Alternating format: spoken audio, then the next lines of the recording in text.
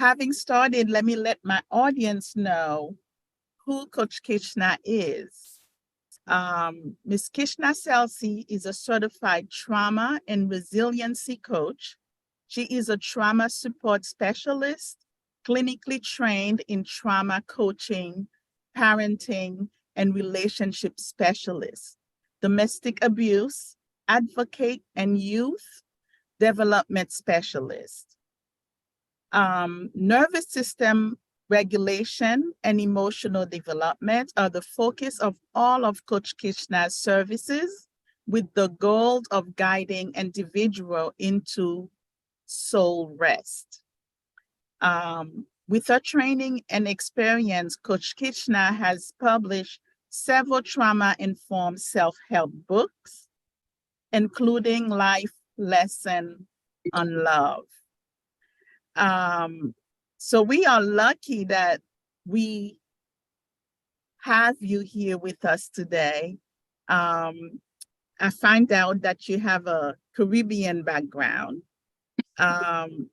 which is even better because in the Caribbean, you were born here, so in the Caribbean, it is so tabooed to have mental illness in a family where they would hide you away and push you away. So to be in this country, to see how they're treating mental illness, it's refreshing. And I don't believe it's only the Haitians that does it or the Caribbeans that does it. But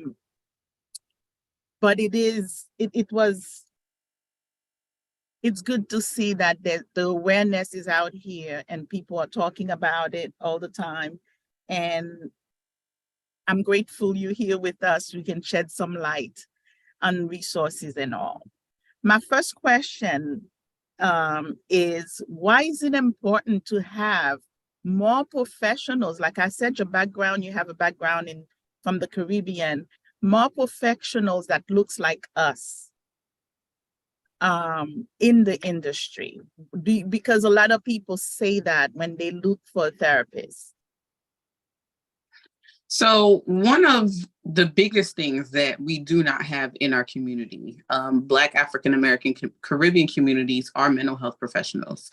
Whenever someone is going to the doctors, whenever someone is going to look for any type of help, it's always people who don't look like us, people who have not been in similar situations that we have been, people who don't have the understanding of our background and why we do and don't do certain things. And it makes it very hard for us to be able to continue on with looking for that help or with the person that's giving us the help, because there's something missing. There's a blockage between them understanding how to help us and us getting the services that we need, right? So in our community, it's very important for us to have people who look like me providing the help and the services that we need, because I understand the background. I know where you're coming from. I may have experienced exactly the same thing that you have, or something very similar to it, right? And I have that empathy that's needed for me to be able to give to the people that I'm serving, to let them know, even if I've never been in your place, I can understand where that's coming from, because I may have family members that have been in that place. Right. So having representation, having the understanding, having the background knowledge of some of the certain things that we specifically go through, and being able to give people the help that they need in those specific situations makes a very big difference. Makes a difference, absolutely. And as you know, trauma is prevalent in our community. I guess you can tell us a little bit about you. How did you decide? Why did you decide to get in that field? Because it's a gloomy field. That's the reason why I'm not a nurse, because I couldn't deal with the emotional weight that comes from seeing people in pain and seeing people suffering. So it takes a special person to be able to do that. So how did you get into that? Yeah, great question. So I was in an abusive relationship for the better part of 2.5 years. And I ended up getting pregnant, not with one, but with 2 children. And I knew that it wasn't a good relationship to be in, but it wasn't until I had my children and the abuse was continuing in front of my children that I had like an aha wake up moment.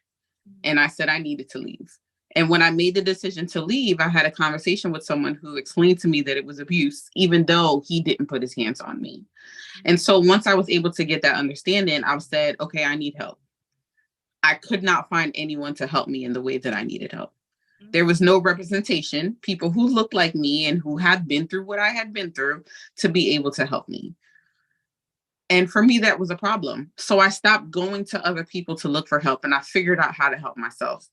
But I understood that that was, one, extremely hard for me to do, and two, something that not everybody is able to do. So I wanted to create a place. I wanted to create an opportunity. I wanted to create an organization where people would be able to get that help. The same help that I was never able to get, I wanted to create the door for them to be able to walk through to receive it themselves. Wow. Wow. That's beautiful. And sometimes you do have to, I believe that we go through things not just for ourselves, but to really help others as well. And you answered that call. The Haitians would say chapeau bapu, meaning thank you very much. We honor you for that.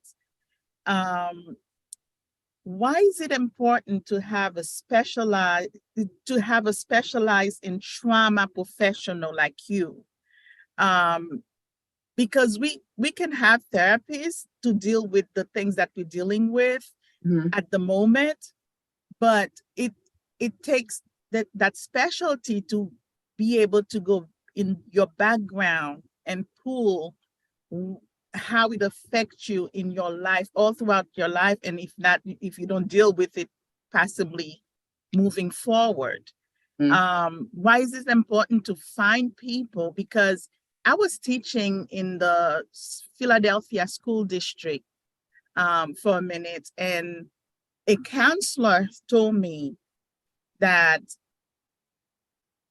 90% of the children in the school district, I thought it was pretty high, experience some sort of trauma. By third grade. As a child. What is it? By third grade. By third grade. Oh my God. So why is it important for specialists like yourself for our community to have this trauma background? So I'm starting to lean away from using the word trauma, right? Just because everybody is overusing it and it's starting to lose the effect and the potency of the actual meaning of the word, right? When I call myself, or when I say that I'm a trauma certified individual, somebody who works specifically with trauma dealing with in person, right? What that means is I don't just look at what is wrong with you. I look at why this is affecting you in the way that it's affecting you and the reason why you're reacting the way you're reacting, right? For instance, the example that I give to everybody is my mother was in a very bad car accident several years ago. I want to say in 2006 or 7. She almost passed away. As a result of that car accident, obviously, in the moment, she had to go to therapy. She had to go to physical therapy. Her jaw was wired shut for 6 months. She had to regain who she was as a person afterwards. But if you look closely, one of the things that my mom does now after a result of that accident is if she's a passenger in the car, she won't sit in the passenger seat. She'll sit in the back seat. If she drives, if she's the person that's driving, she leans more to her right side than to her left side. She will not get in a car with 2 or more people unless it's people that she grew up with. And she knows without a shadow of a doubt how they drive. Wow. As a trained professional, I understand that accident, yes, affected her body, but it affected her mentally as well. What she's not telling people is that she's afraid to be in that passenger seat now unless she trusts the driver. What she's not telling people is she's scared to be in a car with a whole bunch of people because she's afraid that that's going to distract the driver and that can cause an accident. Wow. If you're not traumatized, sharing this with her. If you're not trained and trauma informed, you won't be able to make those connections. Interesting. Okay. So to the eyes of the public, say I'm driving and I see you on the side of the road and your mom is with you. And I said, come on, let me drop you off. And she's having all these issues. I'm like, okay, that's weird.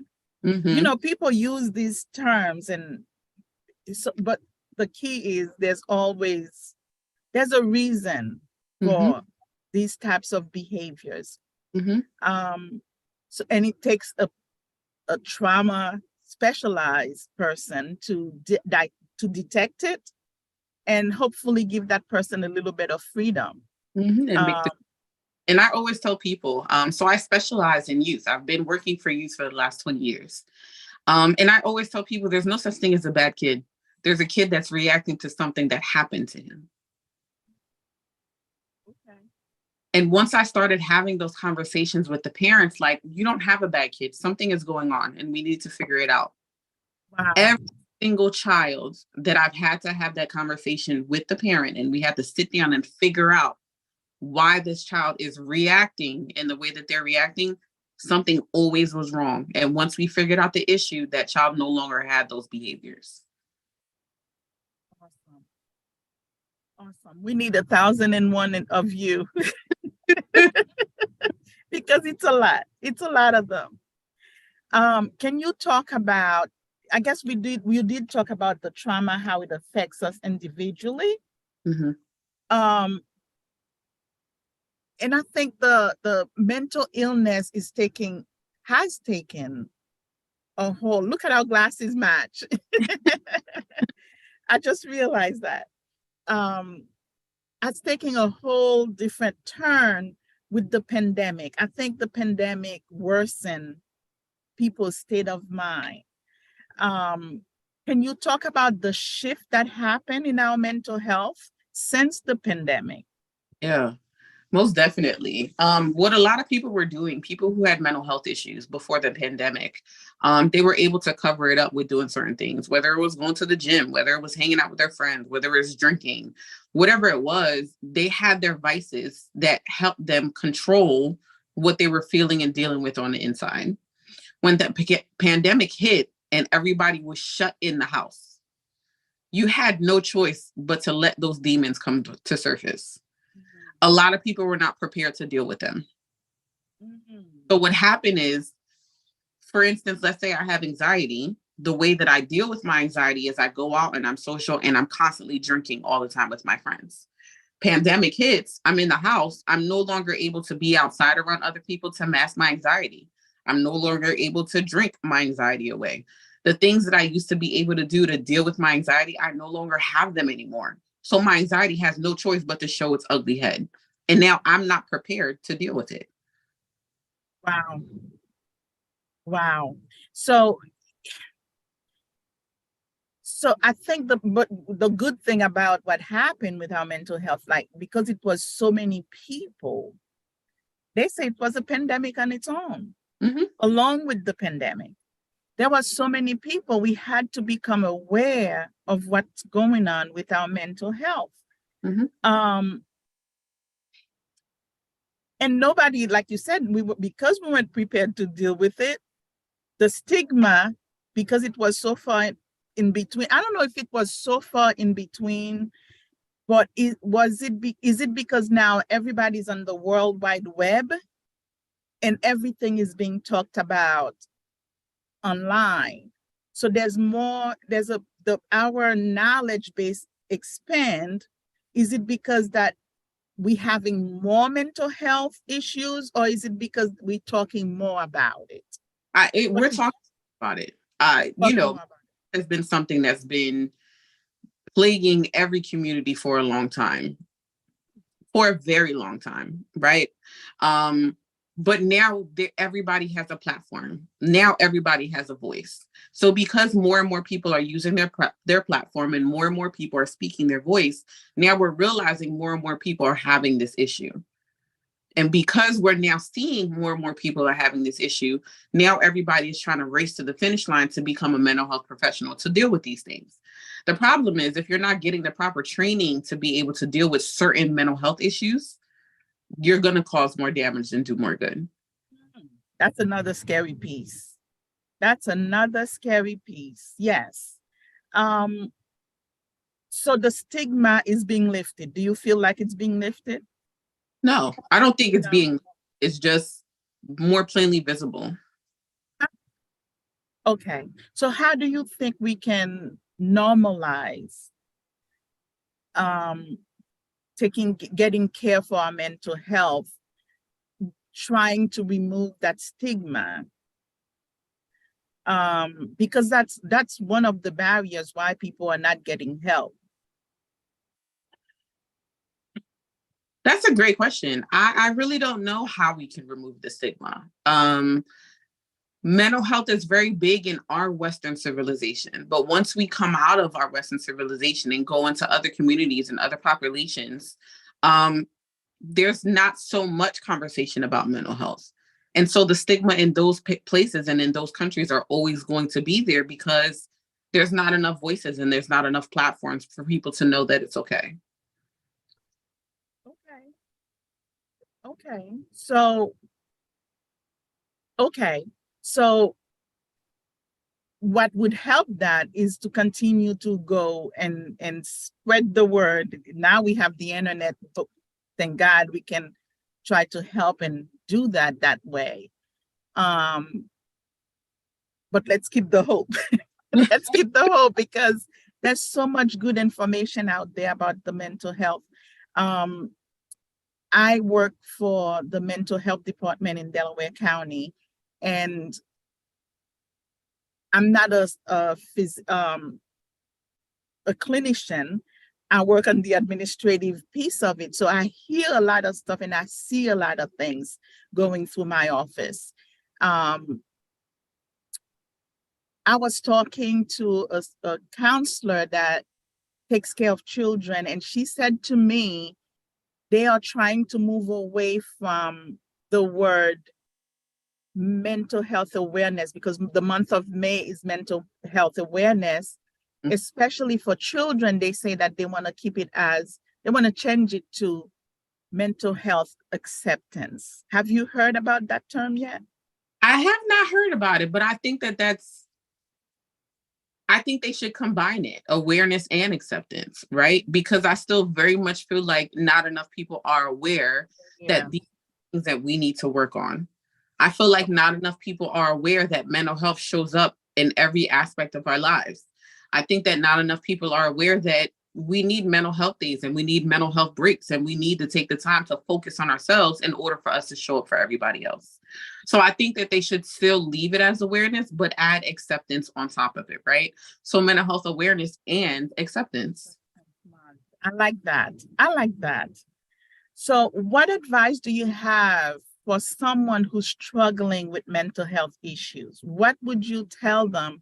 Because some of them don't even want to accept it. They don't understand it. What would you tell somebody that you can clearly see there's something to be addressed about their mental health and they're not there? So my very first thing would be to be honest with yourself. One of the hardest things to do is to work on a problem that you don't believe really is a problem. It's like, how much effort are you going to put into it, right? So you have to be honest with yourself. You have to be honest with the fact that there's something going on that you need to accept. And then once you accept it, find someone who you trust, who you're comfortable with to help you learn how to go through this issue, right? And I say that because just because someone says they're a mental health professional doesn't mean that they're a good fit for you. I tell people all the time to date your mental health professionals just like you date somebody that you're trying to get married. The first person you meet, 9 times out of 10, is not going to be the one you end up with, right? I like that. It's okay in that particular setting to be able to do that. Well, we need to also teach people that it's okay to also date mental health professionals until you find somebody that fits with you very well. Because the other problem that we have is that people are just kind of gravitating to the first person that comes across their screen or the first person that their insurance tells them that they can work with. And then they work with them and that person is not a good fit for them. So instead of helping them work through their problems, they're actually causing them more issues. More damage. Oh, wow.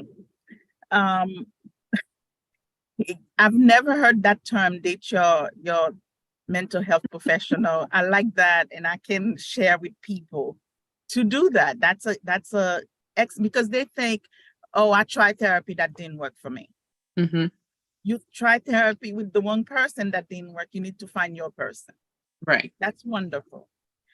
So how do you handle someone who does not want to accept? We talked about that. I think that was my next question, and we kind of answer it throughout. I have a list of questions because I don't want to forget some of the things that I need to ask, because it's not often I get to sit with someone.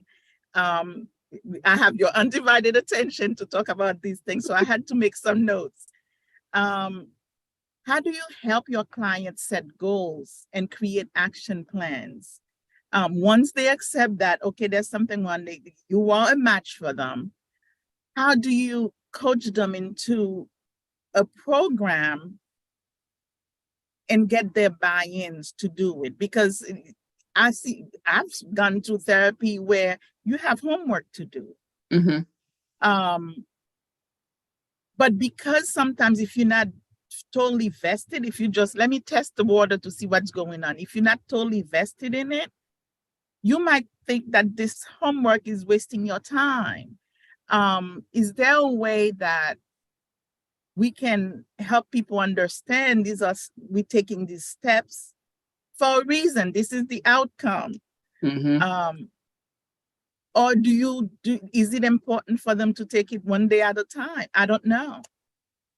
So for me, and I can't speak for all other therapists, I can only speak for myself in the way that I work in my practice.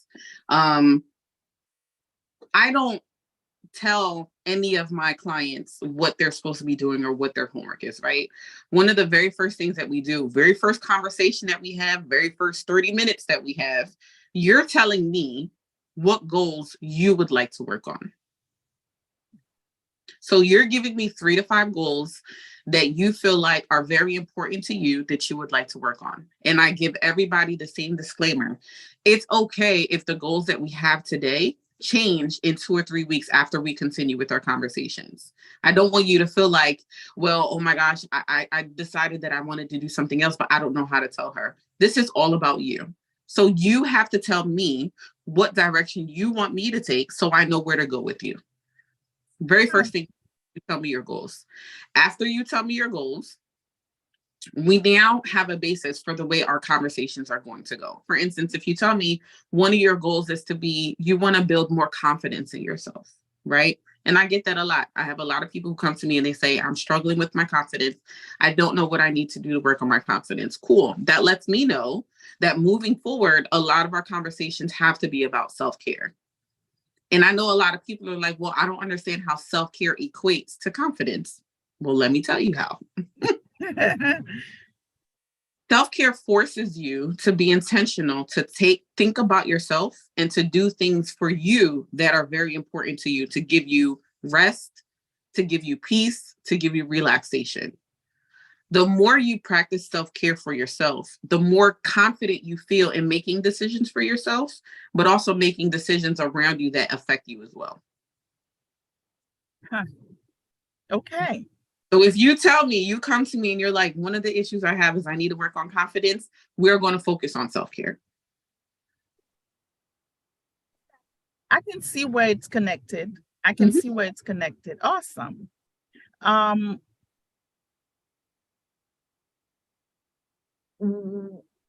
How I see that within your bio, let me pull your bio. You talk about the nervous system, how you regulate the nervous system and the emotional piece of it. How does that relate to mental health? Okay, so the best example I can give you is, say for instance, and I don't know if you have any siblings, right? I'm just hypothetically. Say for instance, you have a sister You and your sister don't get along. You went to go visit your mom this morning, and your sister showed up at your mom's house because she decided that she wanted to visit your mom on the same day that you did. And you guys argue. And I mean, it's like a heated argument. What we know about the brain and the body and the way that it's connected is once you get into that argument and your emotions are elevated, your everything is elevated, you start getting hot, you get sweaty, right? Because your body always reacts when you get angry and when you get hyper about anything. It is scientifically proven that it takes 36 hours for your body to go back to a state of being calm, right? Wow. So if you argued with your sister at 11 a.m. today, that means every encounter that you have after that conversation with your sister has the potential to lead to an argument as well. Because even though you are removed from your sister in that argument, your body is still trying to process how to let go of the hyper and emotional state that it was in at 11 a.m., even at 8 p.m. at night. It's not fully gone yet. Wow. That explains a lot. So in order for me to be effective in working with someone, I understand that anything that hyper elevates your emotions, your adrenaline, everything, you're not going to be 100% calm enough. Your nervous system is not going to be 100% calm enough for us to talk about how to deal with that emotion until 36 hours later. 36 hours. That's more than 24 hours. Yes, ma'am, a day and a half. You go to sleep and you wake up with the same. Wow. So if a person does not know how to regulate themselves, their emotions, their adrenaline, and all that other stuff, 36 hours. But for someone who is trained and understands the way our brain and body and emotions are connected, for instance, myself, if I get into that argument with my sister this morning at 11 a.m., right?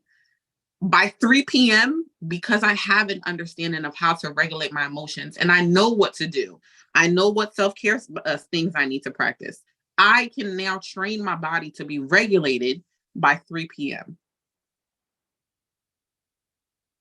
So is it something that, because there are people that never goes to therapy, there are people who never have a professional help them with how to regulate themselves. Mm-hmm. Is that something we learn along the way?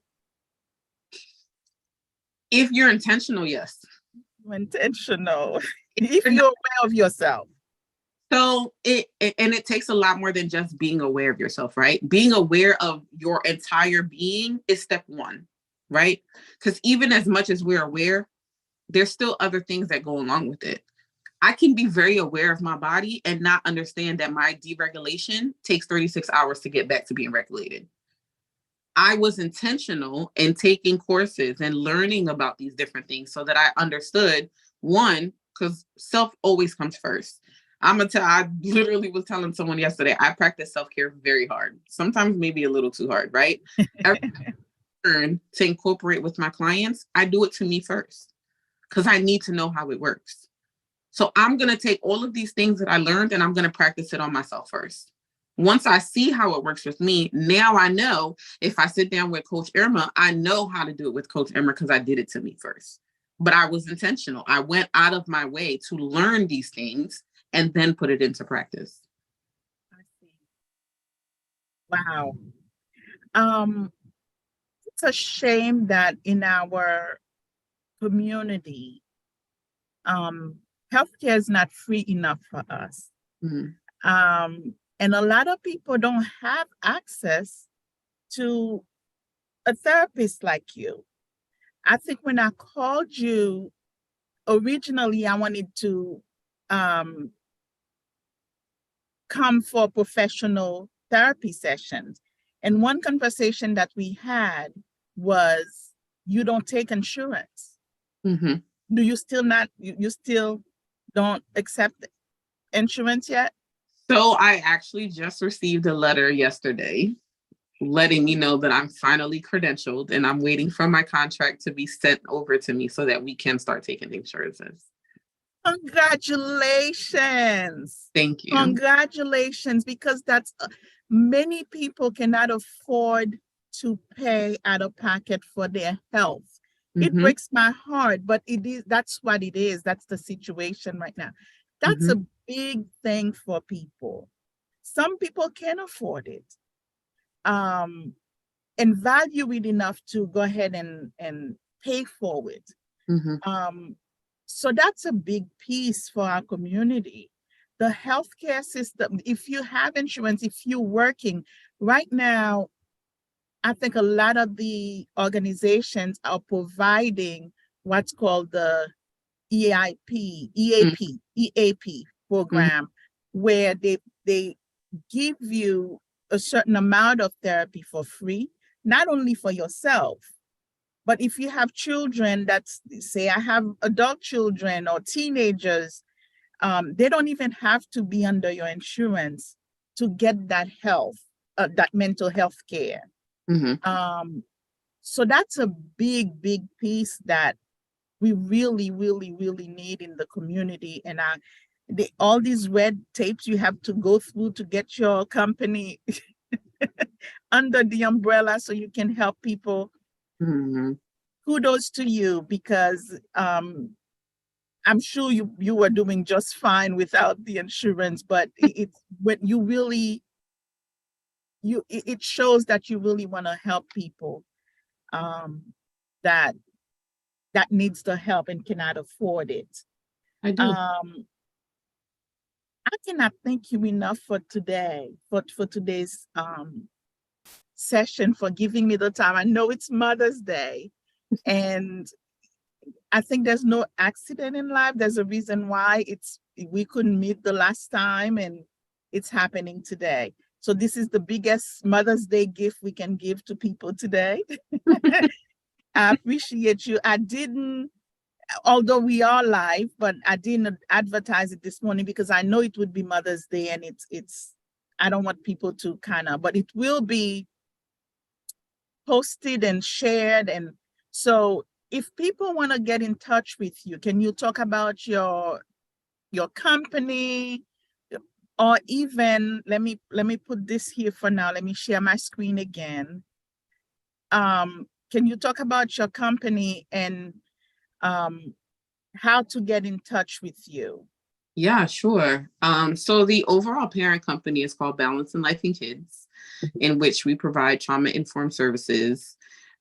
We are split into 3 different sections. So we do therapy, therapy, coaching, and counseling with licensed professionals, licensed and clinically certified professionals like myself.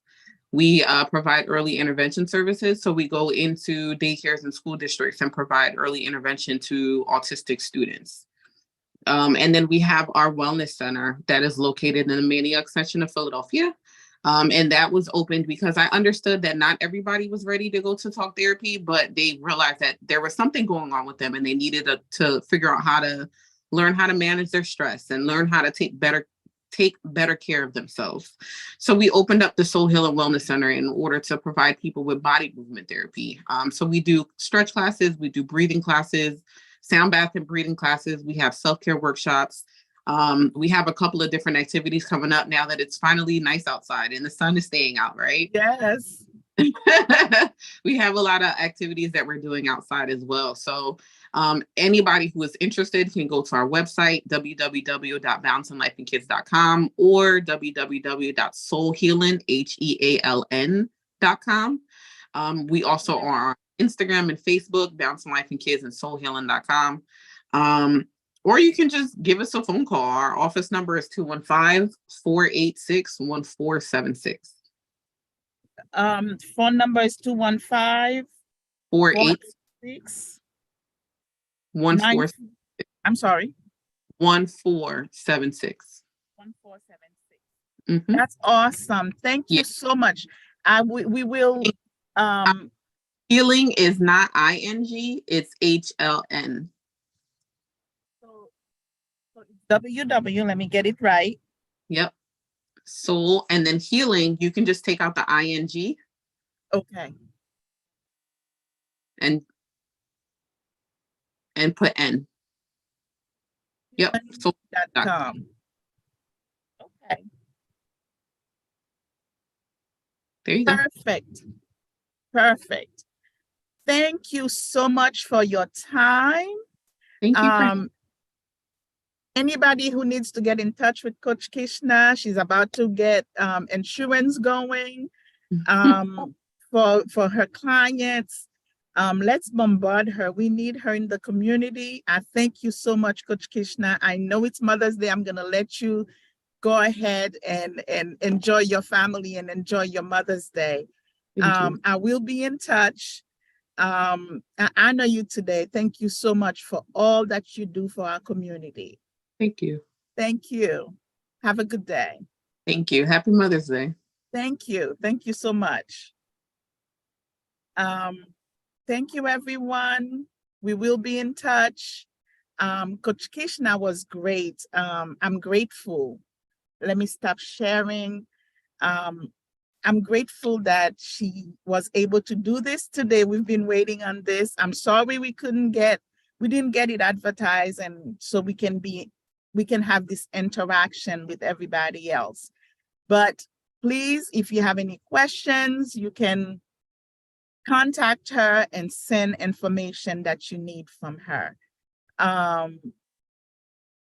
Next month, the month of June, is Men Mental Health Month.